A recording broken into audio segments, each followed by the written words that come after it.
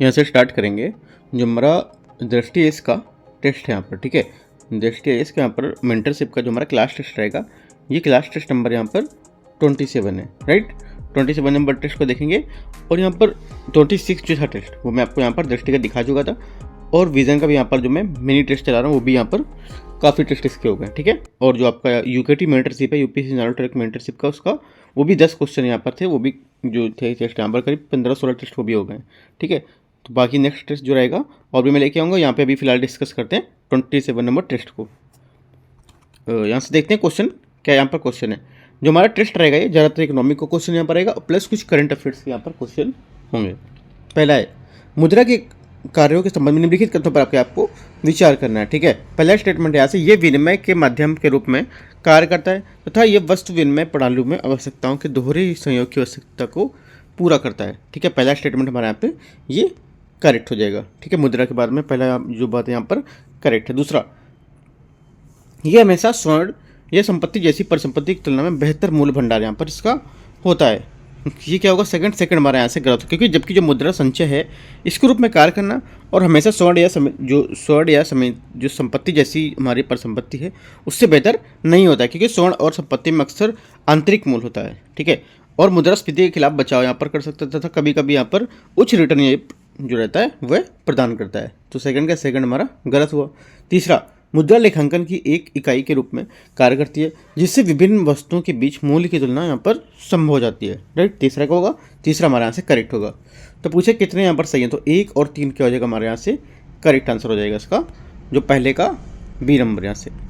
Second question यहाँ से दे रखा है, भारत में संकुचित और व्यापक मुद्रा परिभाषाओं के संदर्भ में निम्नलिखित कथनों पर आपको विचार करना है।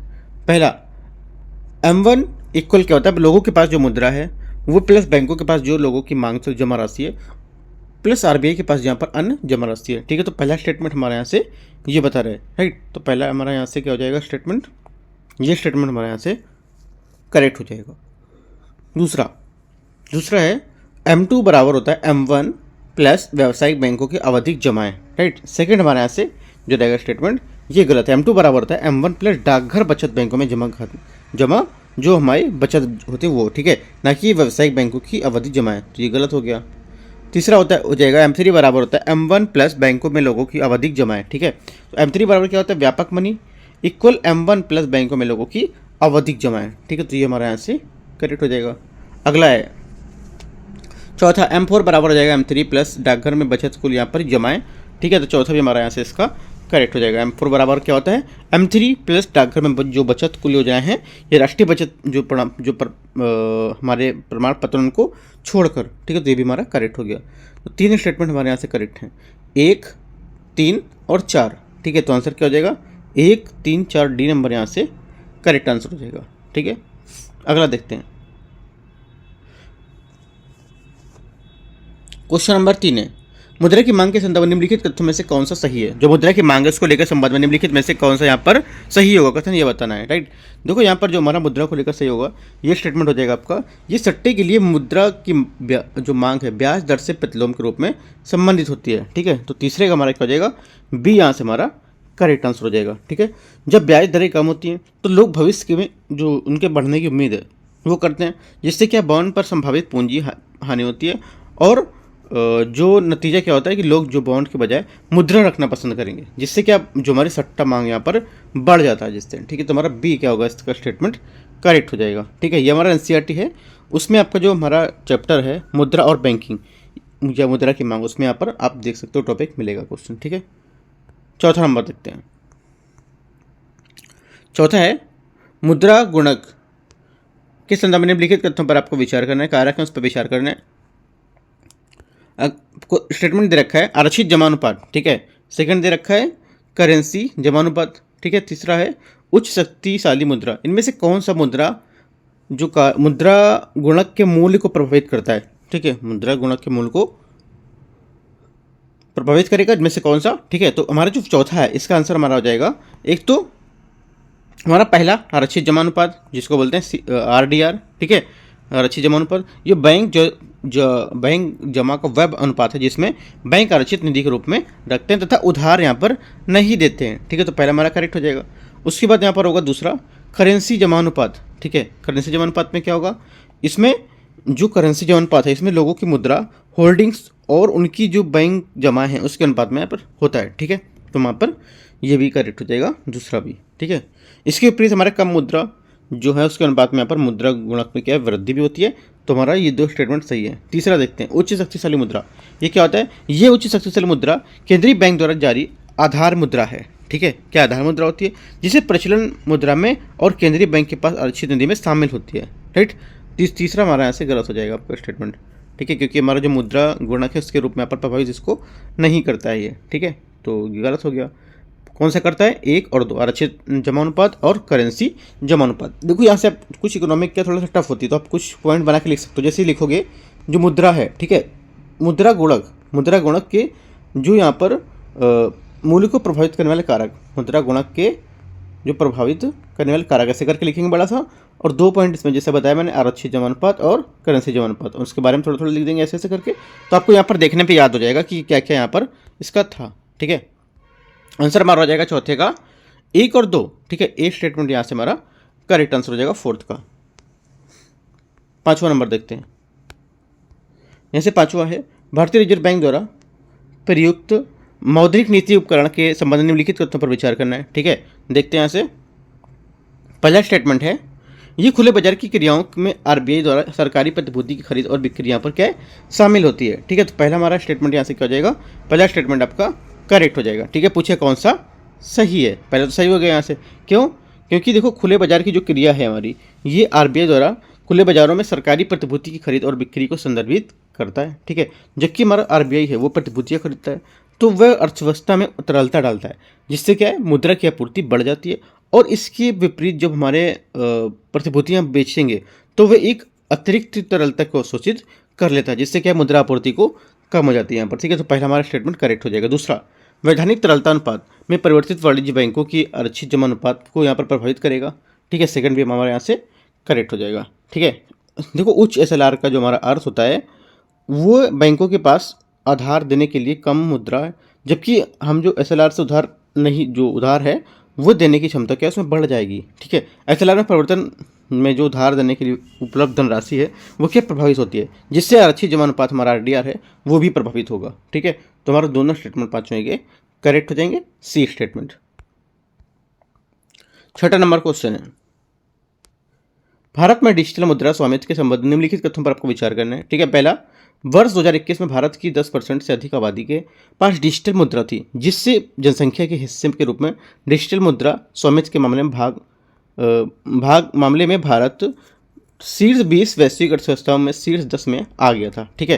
तो क्या हो जाएगा छठे के यहाँ से जो पहला स्टेटमेंट हमारा रहेगा ये गलत है, ठीक है। गलत क्यों है, क्योंकि संयुक्त राष्ट्र व्यापार जो हमारा विकास निकाय है, ठीक है, ये हालिया जो अध्ययन है उसके अनुसार वर्ष 2021 में भारत की 7% से अधिक आबादी के पास डिजिटल मुद्रा थी। 10% से अधिक आबादी के पास ऐसा नहीं, ये नहीं था कि 10 से अधिक, 7 से अधिक मान लो 8 भी हो सकता था, ठीक है। तो यहाँ पर 10 से अधिक बोला तो गलत हो गया पहला। दूसरा, डिजिटल मुद्राएं यद्यपि कुछ लोगों के पास पहुँचती तथा जो विप्रेषण है उसको सुगम बनाती है, लेकिन ये अस्थिर जो वित्तीय परिसंपत्तियाँ हैं इसके सामाजिक जोखिम की लागत भी ला सकती थी, ठीक है। सेकंड क्या होगा, सेकंड जो हमारी बात है वो सही बोल रहा है, क्योंकि हमारा जो UNCTAD जो अंकटाड है उसके द्वारा जो हमारा अध्ययन है उसके बताया गया कि डिजिटल मुद्राओं ने कुछ व्यक्ति को पुरस्कृत किया और जो हमारी विश्लेषण है उसकी सुविधा क्या है प्रदान की, लेकिन हमारे जो अस्थिर वित्तीय परिसंपत्ति हैं ये परिसंपत्तियाँ विभिन्न सामाजिक जोखिम है उसकी लागतें यहाँ पर ला सकती थी, ठीक है। इसको लेकर हमारा क्या है, सेकंड स्टेटमेंट आपका करेक्ट हो जाएगा। पहला गलत है, पूछा क्या है कौन सा सही है, तो हमारा सिर्फ 2 नंबर यहाँ से करेक्ट हो जाएगा। पहला गलत था क्योंकि यहाँ पर 10% से अधिक बोल रहा था। 7वां नंबर क्वेश्चन देखते हैं यहाँ से। 7वां नंबर क्वेश्चन है, सेंट्रल बैंक डिजिटल जो आपका KGSE CBDC के संदर्भ में निम्नलिखित तथ्यों पर आपको विचार करना है। इसे केंद्रीय बैंक द्वारा डिजिटल के रूप में जारी किया जाता है, ठीक है। यह स्थिरता और विश्वास के सुनिश्चित करने के लिए केंद्रीय बैंक द्वारा यहाँ पर समर्थित होता है, राइट। तो 7वां क्या हो जाएगा, 7वें का जो हमारा पहला स्टेटमेंट है ये आपका करेक्ट हो जाएगा। दूसरा, CBDC के मुख्य उद्देश्य भौतिक मुद्रा से जुड़े जोखिम और लागतों को कम करना, जैसे हैंडलिंग, परिवहन और बीमा, ठीक है। ये भी हमारा क्या हो जाएगा करेक्ट हो जाएगा। ठीक है, क्योंकि इसमें परिवहन है, लॉजिस्टिक है, व्यय है, ये सब यहाँ पर इसमें क्या है, जो गंदे से नोट चरण के मतलब गंदे नोटों के चरणबद्ध तरीके हैं उसको हटाना। ठीक है, और उसमें लॉजिस्टिक व्यय वो शामिल करना, मुद्रा को डिजिटल करके इन लागतों को काफ़ी हद तक यहाँ पर कम किया जा सकता है। ठीक है, तो सेकंड भी हमारा करेक्ट है, पहला भी आपका करेक्ट हो जाएगा। तीसरा, निजी क्रिप्टो करेंसी के विपरीत सीबीडीसी के वैध कागजी मुद्रा के साथ एक अन्य विनिमय नहीं किया जा सकता है। ठीक है, या एक विनिमय इनमें से नहीं किया जा सकता है। तीसरा गलत होगा, क्योंकि सीबीडीसी को वैध कागजी मुद्रा के साथ एक विनिमय करने के लिए यहाँ पर डिजाइन किया गया है और इसे कानूनी विनिविदा का दर्जा यहाँ पर प्राप्त है। इसका अर्थ है कि जो हमारे सीबीडीसी है इसका मूल्य केंद्रीय बैंक द्वारा जारी पारंपरिक मुद्रा के समान है और अर्थव्यवस्था के भीतर लेन देन की कानूनी रूप से मान्यता प्राप्त है। ठीक है, ये बोला है कि यहाँ पर कानूनी जो वैध रहेगा वो यहाँ पर नहीं कर सकते, तो गलत हो गया। तो क्या हो जाएगा, 1 और 2 यहाँ पर करेक्ट आंसर हो जाएगा। पूछा क्या, सही पूछा है, तो 1 और 2 हमारे स्टेटमेंट सही है। 8वां नंबर है नगद कोष अनुपात, जिसको बोलते हैं CRR। ठीक है, तो उसके बारे में देखते हैं। और वैधानिक तरलता अनुपात SLR के संबंध में निम्नलिखित तथ्यों पर विचार करना है। CRR बैंक की कुल जमा राशि का अनुपात है जिसे नकदी के रूप में पर भारतीय रिजर्व बैंक RBI के पास रखा जाना चाहिए, जबकि SLR बैंक की कुल जमा राशि के अनुपात में जिसे बैंक को नकदी के रूप में यहाँ पर अपने पास रखना चाहिए। राइट, तो सेकंड जो हमारा पहला जो बात है यहाँ पर 8वें की, ये बात एकदम सही बता रहा है। CRR और SLR के संदर्भ में यहाँ पर ये पहली बात करेक्ट है। दूसरा, CRR और SLR दोनों ही उपकरण हैं जिनका उपयोग भारतीय रिजर्व बैंक द्वारा बैंकिंग प्रणाली में तरलता को नियंत्रित करने तथा मुद्रास्फीति को प्रबंधन के लिए यहाँ पर किया जाता है। ठीक है, ये भी स्टेटमेंट हमारे यहाँ से करेक्ट है।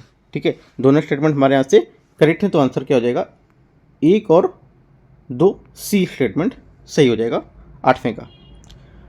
9वां नंबर देखते हैं यहाँ से 9वां नंबर क्वेश्चन है, इसमें बोला है बैंकिंग प्रणाली की तरलता प्रबंधन के लिए भारतीय रिजर्व बैंक RBI द्वारा, ठीक है, RBI द्वारा किए जाने वाले उपकरण के संबंध में निम्नलिखित तथ्यों पर आपको विचार करना है। जो RBI यहाँ पर उपयोग करता है उपकरण, उसको लेकर भारतीय रिजर्व बैंक की प्रणाली थी उसके बारे में ये बोला है। रेपो दर वह ब्याज दर है जिस पर RBI चलनिधि समायोजन सुविधा के तहत सरकारी और अन्य अनुमोदित प्रतिभूतियों के पार्श्विक के विरुद्ध बैंकों को रात भर तरलता प्रदान करता है। ठीक है, पहला स्टेटमेंट हमारा करेक्ट है, क्योंकि रेपो दर वह जो हमारा ब्याज दर होता है जो जिस पर भारतीय रिजर्व बैंक चलनिधि समायोजन सुविधा जो LAF जिसको बोलते हैं के तहत सरकारी और अन्य स्वीकृत प्रतिभूतियां उसको संपार्श्विक के विरुद्ध क्या है, बैंकों को रात भर तरलता यहाँ पर प्रदान करता है। तो पहला हमारा करेक्ट हो जाएगा।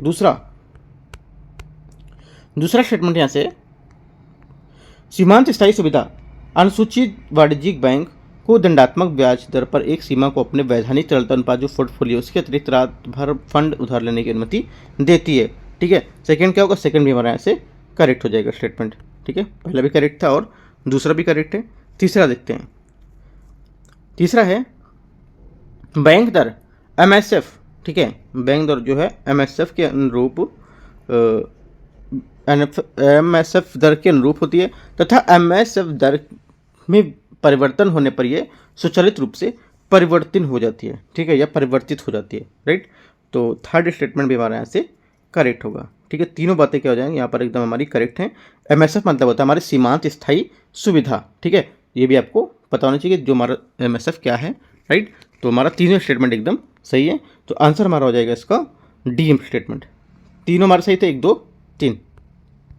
10वां नंबर है नगद कोष अनुपात CRR वृद्धि में मुद्रा व गुणज का क्या प्रभाव पड़ता है इसमें। ठीक है, क्या जो प्रभाव पड़ेगा इसमें पड़ेगा कि जो हमारी मुद्रा गुणक है ये घटेगी। ठीक है, हमारी जो मुद्रा गुणक बैंकिंग प्रणाली में अतिरिक्त आरक्षित निधियों के जो प्रवाह है उसके परिणामस्वरूप मुद्रा की आपूर्ति बढ़े हुए जो परिवर्तन है उसको दर्शाता है।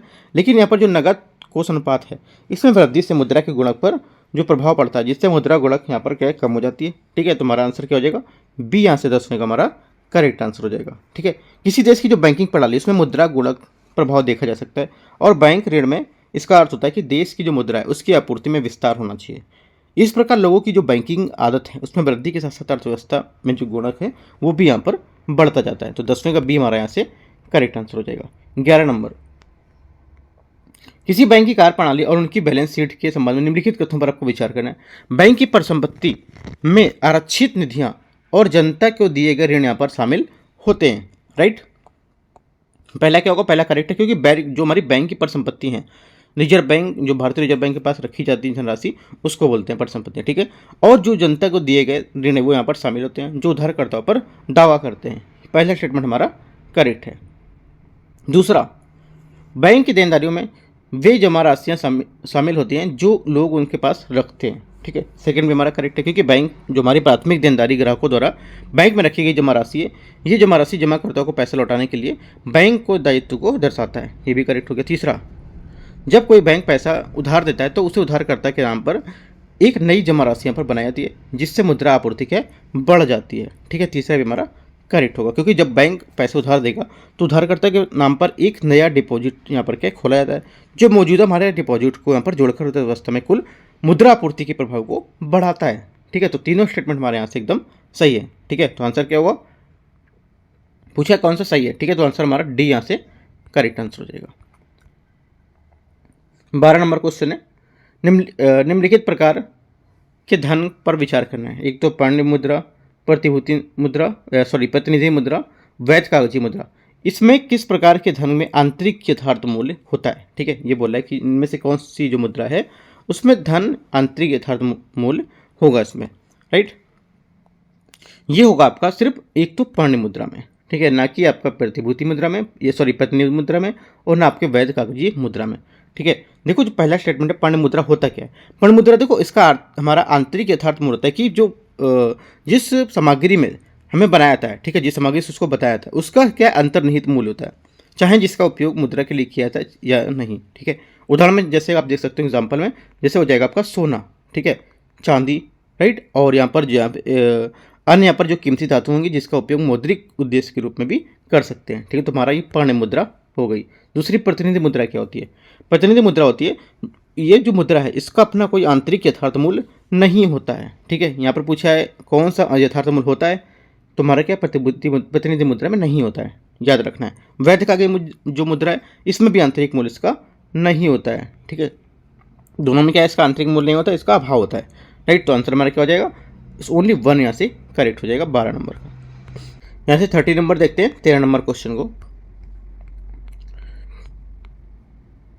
13 नंबर क्वेश्चन है, निम्नलिखित में से कौन सा मौद्रिक समुच्चय बैंकिंग क्षेत्र को पूरी बैलेंस शीट यहाँ पर दर्शाता है, ठीक है। 13 का आंसर हो जाएगा, ये दर्शाता है हमारा NM3, राइट, NM3। देखो NM3 क्या है, देखो NM2 NM3 क्या है, देखो NM3 जिसे व्यापक स्थूल मुद्रा है उसके नाम से भी यहाँ पर जाना जाता है। बैंकिंग क्षेत्र को पूरी बैलेंस शीट यहाँ पर इसकी दर्शाता है ये, ठीक है। NM2 क्या होता है, NM2 हमारी संकीर्ण जो मुद्रा होती है, ये NM1 और निवासियों की जो अल्पावधि है उसके जमा यहाँ पर जो परिपक्वता है उसको दर्शाता है, ठीक है।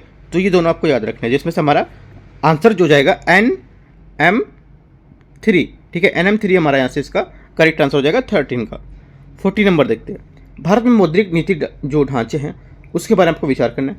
RBI बैंकिंग प्रणाली में चल निधि को नियंत्रित करने के लिए रेपो दर का उपयोग यहाँ पर करता है, राइट। 14 का क्या हो जाएगा, पहला स्टेटमेंट हमारा यहाँ से करेक्ट है, क्योंकि रेपो दर वह दर होता है जिसमें RBI पर सरकारी प्रतिभूति के बदले वाणिज्यिक बैंकों को अल्पकालिक जरूरतों के लिए यहाँ पर पैसा उधार देता है, ठीक है। रेपो दर को समायोजित करके जो RBI है वो बैंकिंग प्रणाली में चल नीति को प्रभावित करता है और उच्च रेपो दर की चल नीति को यहाँ पर उधार को कम कर देता है, ठीक है। तो पहला हमारा जो स्टेटमेंट रहेगा इसका ये करेक्ट हो जाएगा। सेकंड स्टेटमेंट, रेपो दर में कमी में आमतौर पर व्यवसायों और व्यक्तियों के लिए उधार देने की जो लागत है क्या है वह बढ़ जाती है। ये गलत है, क्योंकि रेपो दर में कमी वास्तव में क्या है, जो व्यवसाय हैं और व्यक्ति हैं उनके लिए उधार लेने की जो लागत है वो क्या हो जाएगी, वो कम हो जाएगी, ठीक है, ना कि यहाँ पर बढ़ेगी, ठीक है। क्योंकि ये बैंकों में द्वारा लगाए जाने वाले जो ब्याज दर है उसको कम करता है, ठीक है। तो हमारा पहला सही था, दूसरा आपका गलत हो गया। तीसरा देखते हैं, RBI मौद्रिक नीति के उद्देश्य मुद्रास्फीति को भारत में सरकार द्वारा निर्धारित लक्ष्य की सीमा के भीतर बनाए रखना, ठीक है। तीसरा क्या होगा, तीसरा स्टेटमेंट हमारा यहाँ से ये करेक्ट है, ठीक है, क्योंकि भारतीय रिजर्व बैंक अधिनियम 1934 के तहत हमारे स्थापित RBI की जो मौद्रिक नीति है उसकी रूपरेखा में मुद्रास्फीति लक्ष्यीकरण तंत्र शामिल है। RBI का लक्ष्य मूल्य स्थिरता जो सुनिश्चित करने के लिए आर्थिक विकास का समर्थन करने के लिए मुद्रास्फीति को जो 4% है, ठीक है, 4% ±2%, ठीक है, इसका जो भारत सरकार द्वारा निर्धारित ये लक्ष्य है ये इसके सीमा के भीतर बनाए रखना, ठीक है। तो हमारा तीसरा स्टेटमेंट क्या होगा, करेक्ट है, और पहला स्टेटमेंट हमारा करेक्ट था, दूसरा हमारा क्या है, गलत है, ठीक है। तो आंसर क्या होगा 14 का हमारा 1 और 3 करेक्ट आंसर हो जाएगा। 15 नंबर, भारत में मौद्रिक नीति समिति एमपीसी, जिसको बोलते हैं मॉनेटरी पॉलिसी कमेटी, इसके बारे में आपको विचार करना है। एमपीसी भारत जो देखो, अगर आपने पीटी 365 मैगजीन कल का जो टॉपिक पढ़ा होगा वहाँ से मैंने आपको पूरा एक्सप्लेन किया था कि हमारा एमपीसी क्या होता है, मॉनेटरी पॉलिसी कमेटी क्या होती है। देखते हैं क्वेश्चन स्टेटमेंट क्या है, ठीक है। वहाँ से अगर पढ़ा होगा तो आपने आइए क्वेश्चन पूरा कर ले जाएंगे करंट से, ठीक है। देखो, एमपीसी सरकार द्वारा निर्धारित मुद्रास्फीति लक्ष्य को प्राप्त करने के लिए एक नीतिगत रेपो निर्धारित करने के लिए जिम्मेदार होता है, ठीक है। 15 का क्या हो जाएगा, 15 का यहाँ से जो पहला स्टेटमेंट है ये एकदम करेक्ट है, क्योंकि देखो मौद्रिक नीति हमारी जो कमेटी है या मौद्रिक नीति समिति है, इसको भारत सरकार और भारतीय रिजर्व बैंक के बीच मौद्रिक नीति रूपरेखा समझौते के तहत निर्धारित मुद्रास्फीति लक्ष्य को प्राप्त करने के लिए नीति रेपो दर की निर्धारित करने का काम यहाँ पर सौंपा गया था। पहला करेक्ट हो गया। दूसरा, इस समिति की अध्यक्षता भारतीय रिजर्व बैंक के गवर्नर यहाँ पर करते हैं, ठीक है। सेकंड क्या, सेकंड पे हमारा करेक्ट है, क्योंकि एमपीसी की अध्यक्षता आरबीआई के गवर्नर करते हैं, जो समिति के विचार विमर्श में महत्वपूर्ण भूमिका निभाते हैं। मतदान में बराबरी की स्थिति में गवर्नर के पास निर्णायक मत होता है और जो प्रभावी निर्णय लेने की सुनिश्चित यहाँ पर ये करता है, ठीक है। दोनों स्टेटमेंट हमारे यहाँ से क्या करेक्ट होगा। तीसरा, एमपीसी के सभी सदस्यों की नियुक्ति भारत सरकार द्वारा की जाती है। तीसरा का तीसरा हमारा यहाँ से गलत हो जाएगा, ठीक है। ये भी मैंने कल बताया था लास्ट वाला पॉइंट, क्योंकि देखो यहाँ पर जो एमपीसी हैं इसमें 6 सदस्य होते हैं, जिसमें 3 आपके सदस्य आरबीआई द्वारा नामित होते हैं, जिसमें गवर्नर, मौद्रिक नीति के प्रभारी जो डिप्टी गवर्नर हो गया, और गवर्नर द्वारा नामित आरबीआई के अधिकारी, 3 ये होगा, ठीक है। अन्य 3 जो हमारे सदस्य होंगे भारत सरकार द्वारा आरबीआई से बाहर होते हैं, वो लोग नियुक्त किए जाते हैं, जो आमतौर पर अर्थशास्त्र, वित्त या बैंकिंग के विशेषज्ञ यहाँ पर होते हैं, ठीक है।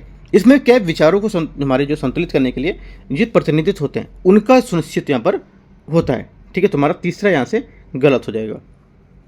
आंसर क्या होगा, आंसर हमारा हो जाएगा इसका 1 और 2, ठीक है। 15 का हमारा हो जाएगा 1 और 2। पूछे कौन सा सही है। 16 नंबर देखते हैं। विश्व ऊर्जा आउटलुक रिपोर्ट 2024 की मुख्य विशेषताओं के संबंध में निम्नलिखित प्रश्नों में से कौन सा यहाँ पर सही है, राइट। पहला, स्वच्छ ऊर्जा में परिवर्तन तेजी से हो रहा है और वर्ष 2023 में वैश्विक स्तर पर 500 गीगावाट से अधिक नवीकरणीय ऊर्जा का समावेश यहाँ पर हो जाएगा, ठीक है। पहला क्या होगा, पहला स्टेटमेंट हमारे यहाँ से इसका करेक्ट है, ठीक है, क्योंकि रिपोर्ट में उल्लेख किया गया कि स्वच्छ ऊर्जा जो निवेश रिकॉर्ड है ये ऊंचाई पर क्या पहुंच गया है और वर्ष 2023 में 500 गीगावाट, ठीक है, 560 गीगावाट जो हमारा इसमें प्रमुख जोखिम यहाँ पर इसे 560 गीगावाट से यहाँ पर जो अधिक नवीकरणीय है इसको ऊर्जा को समावेश यहाँ पर किया जाएगा, ठीक है। तो पहला हमारा क्या है, करेक्ट है। 500 से अधिक अगर पूछेगा आपसे, बोल देता 600 से कम तो भी हमारा चल जाता, ठीक है। 500 से अधिक बोल दिया तो भी चल रहा है, लेकिन 600 से कम बोलता तो भी आपका सही होता, राइट। दूसरा नंबर, वर्ष 2030 तक नवीकरणीय ऊर्जा कोयला, तेल और गैस के पीछे छोड़ते हुए विद्युत ऊर्जा के प्रमुख स्रोत यहाँ पर बन जाने की यहाँ पर क्या उम्मीद है, ये भी हमारा करेक्ट हो जाएगा, सेकंड भी, ठीक है। तो क्या हो जाएगा, आंसर हमारा क्या होगा, दोनों हमारे करेक्ट हैं, तो आंसर हमारा हो जाएगा 16 का। अब एक और तीसरा भी दिया है। तीव्र आर्थिक विकास के शहरीकरण के कारण भारत की ऊर्जा की मांग वर्ष 2035 तक लगभग 50% बढ़ने की अनुमान है। काफ़ी इंपॉर्टेंट पॉइंट है ये, ठीक है। तो क्या होगा, यहाँ जो हमारा तीसरा पॉइंट है, तीसरा पॉइंट आपका यहाँ से गलत है, क्योंकि रिपोर्ट में बताया गया कि भारत अब अगले साल जो दशक है उसमें वैश्विक स्तर पर ऊर्जा की मांग सबसे अधिक वृद्धि का अनुमान मतलब करने के लिए तैयार है, जिसमें वर्ष 2035 तक लगभग 35%, ठीक है। कितना परसेंट, 35 ना कि 50%। तो ये गलत हो गया तीसरा पॉइंट। पूछा सही कौन सा है, 2 हमारे उधर पीछे सही थे, तो आंसर क्या हो जाएगा, बी 16 का करेक्ट आंसर हो जाएगा, ठीक है। 17 नंबर देखते हैं। 17 है, कृषि खाद्य प्रणाली के परिवर्तन का समर्थन करने के लिए हैंड इन हैंड पहल किस पद्धति का उपयोग यहाँ पर करती है, ठीक है। ये प्रयोग करती है जो हमारे उन्नत भू स्थानिक मॉडलिंग है उस पर विश्लेषण करने के लिए, ठीक है। तो बी हमारा क्या हो जाएगा, इसका करेक्ट हो जाएगा आंसर, राइट। अगला देखते हैं 18 नंबर। निम्नलिखित देशों पर विचार करना है। भारत, नाइजीरिया, कैमरून और आपका यहाँ पर कनाडा दिए हुए हैं, ये 4 यहाँ पर दिए हुए हैं। इनमें से बोला है उपयुक्त देश, ये जो हमारे उपयुक्त देश हैं इनमें से कितने C10 के समूह के हिस्सा हैं। G20 तो आपको सुना होगा, G8 सुना है, ठीक है। उसके बाद बोला C10 का समूह के सदस्य का हिस्सा इनमें से कौन है, ठीक है। करेक्ट आंसर हमारा क्या हो जाएगा, ये हो जाएगा। तो आपका देखो C10 में हमारे अफ्रीकी जो संघ है उसके 10 यहाँ पर राष्ट्र देश शासनाध्यक्ष के समिति के जो अफ्रीकी देश हैं वो शामिल होते हैं। इसका उद्देश्य होता है कि अफ्रीका में प्रतिनिधित्व का समर्थन और आम अफ्रीकी जो हमारी स्थिति है उसको बढ़ावा देकर संयुक्त राष्ट्र सुरक्षा परिषद में सुधार करना और हमारे जो सर्वसम्मति है तथा स्थिरता घोषणा है उस पर ये आधारित होता है, ठीक है। इनमें से कौन कौन से थे, एक तो आपको देख लेना, जैसे कि C10 में हमारे जो देश है वो निम्नलिखित है, जैसे कि आपका अल्जीरिया, ठीक है, बोत्सवाना, राइट। अल्जीरिया यहाँ पर नहीं है, बोत्सवाना भी यहाँ पर नहीं है, ठीक है। आपको नोट करके लिख लेना है जो यहाँ पर नहीं है वो आपको लिख लेना है अपनी कॉपी में कि हाँ ये 10 हमारे होते हैं, राइट। 2 मैंने बताया। तीसरा यहाँ से हो जाएगा आपका कैमरून, ठीक है, कैमरून यहाँ पर दिया हुआ है, ठीक है।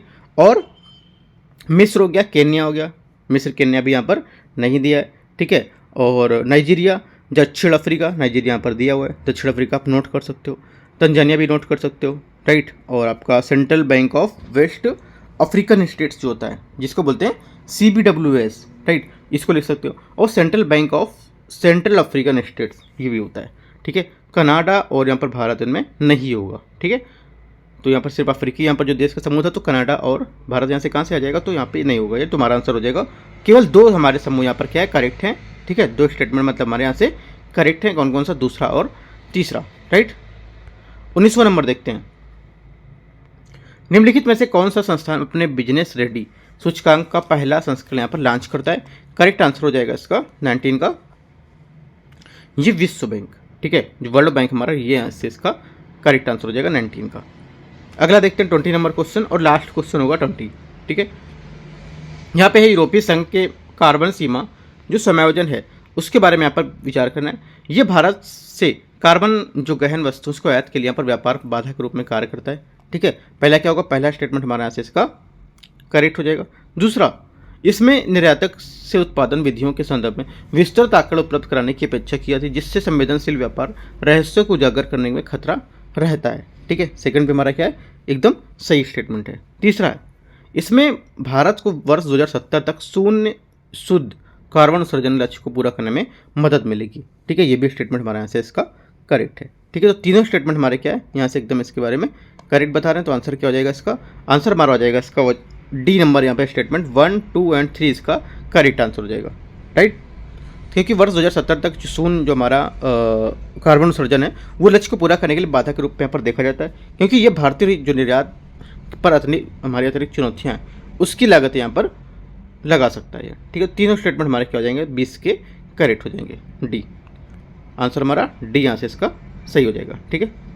तो इस टाइप से देखो, जो टेस्ट नंबर यहाँ पर हमारा 27 था, ठीक है, टेस्ट नंबर 27 था। ये मैंने आपको यहाँ पर जितने भी क्वेश्चन थे 20 क्वेश्चन ये मैंने आपको यहाँ पर बता दिए, राइट। जो स्टार्ट करेंगे 28, अभी फिलहाल आज नहीं करेंगे, तो 1-2 दिन बाद इसको स्टार्ट करेंगे। उससे पहले PT 365 देखेंगे, इकोनॉमिक की चल रही, वो भी आपको कवर करना, जैसे कि MPC का यहाँ पे क्वेश्चन आया।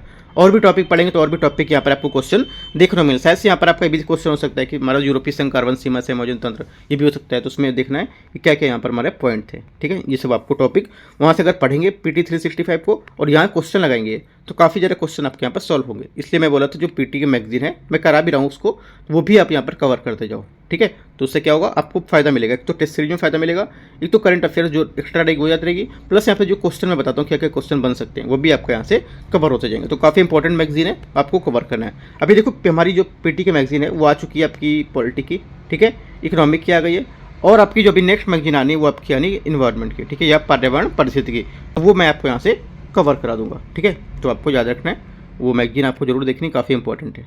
कोई डाउट रहता है आप नीचे कमेंट कर सकते हो, बाकी टेलीग्राम चैनल का लिंक भी मैं दे दूंगा, वहाँ से भी आप इसको ज्वाइन कर सकते हो।